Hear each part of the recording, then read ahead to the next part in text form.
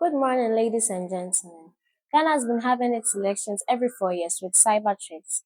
Threats such as biometric verification devices getting stolen and power network outages. Today, we are presenting on threat scenarios that could affect the ECIT system and recommendations. We are also discussing about security measures the EC can enforce before, during, and after elections. I am Ajimama Mekechman and I'm presenting with my colleagues. Osei Benedict Amabua. And now for Millicent. Without delay, let's dive into the presentation.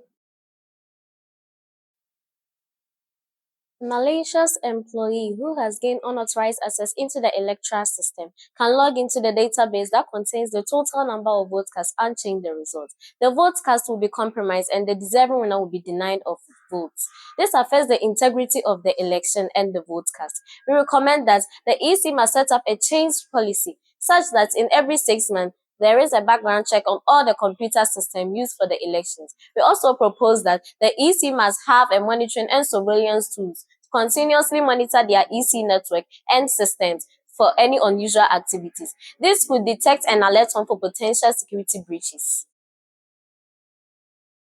For our second threat scenario, an internal attacker who gains unauthorized access into the registration database and deleting names of legitimate voters.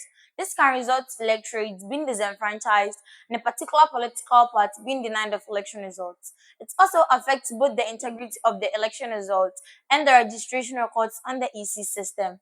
We recommend that the EC should install monitoring software on their devices so as to monitor their officials carefully. They should also have an alerting system in their monitoring software so as to alert them if any of their officials try to change the votes casted.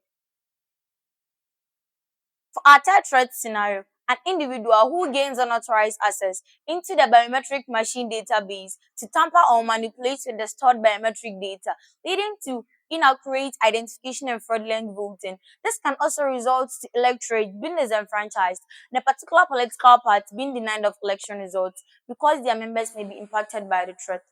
It also affects both the integrity and the confidentiality of the election results, and then also the biometric verification machine itself. We propose that the EC must implement strong encryptions so as to prevent their data from unauthorized access. They should also try using multiple layers of authentication, such as using a PIN or a password with the stored biometric data. A nationwide power outage may occur during the elections. This leads to the difficulty in the transmission of election results and also a delay in the declaration of the election results. It also affects both the availability of the election results and the electoral system itself. We propose that the EC must supply each of their offices with uninterrupted power supply, such as generators and then solar power, so as to prevent the delay in the declaration of the election results. The fifth threat scenario, that is, stealing and destruction of biometric registration and verification devices, affects the integrity of the EC and also leads to the fraudulence of outcome of election results. The EC must therefore limit access to authorized personnel only, and also huge punishment to device theft. Security measures to put up before elections. 1. Updated antivirus software. An attacker who gets access to the EC system, either by malware or phishing attacks. The EC must install updated antivirus software on all their machines to prevent an attacker from getting unauthorized access into their system. 2. Conduct vulnerability assessment. The EC system has unpatched and exploitable vulnerabilities that a bad actor could exploit. Therefore, the EC must conduct vulnerability assessment tests on all their devices before the election. This will prevent an attacker from getting access into their system. The third one, that is, assure all political parties of the security of EC system before the elections.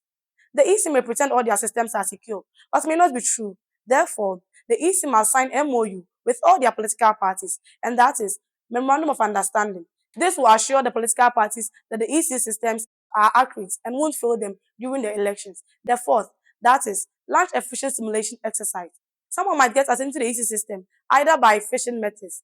Therefore, the EC must launch a phishing simulation exercise to mimic how attackers trick employees and also conduct series of workshops on the awareness of the attacker. This will help the EC employees not falling victims. The last one, that is, ensure strict access control. An attacker could try to get access into the EC system to retrieve sensitive data. Therefore, the EC must implement multi-factor authentication for accessing their system. This will prevent unauthorized access, even if credentials are compromised. Security measures during election. An internal attacker can try to change the total votes casted for his affiliated political party during election. We recommend that the EC must establish security operation centers and equip them with both monitoring and alerting devices so as to monitor the activities that goes on during the election to prevent any malicious insider attack from altering the votes casted. A blackout may also occur during the elections, which can lead to the delay in the declaration of election results and then also difficult to transmit election results to their headquarters.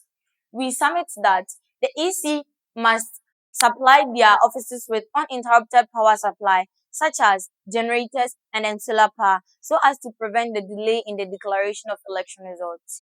Trigger and incident recovery and disaster recovery plans. Disaster recovery plan is a plan which aims to restore IT functionalities as soon as possible after any crisis of any kind, whether a natural disaster, a technological outage, or a cyber attack.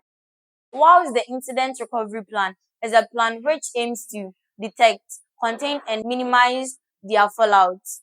A data or a machine may be damaged by a threat or a disaster. We recommend that the EC must try using existing incident recovery and disaster recovery plans to solve the situation. Then also they should try to copy all their data onto their cloud so as to get easy access to them when their system get damaged.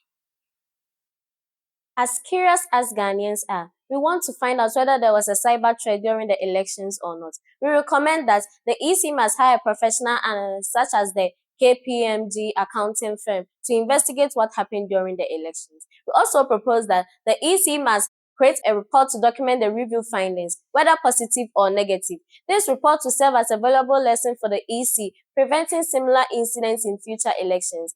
This is the end of our presentation. We hope that our suggestion will be taken into consideration by the EC to promote free and fair elections. Thank you.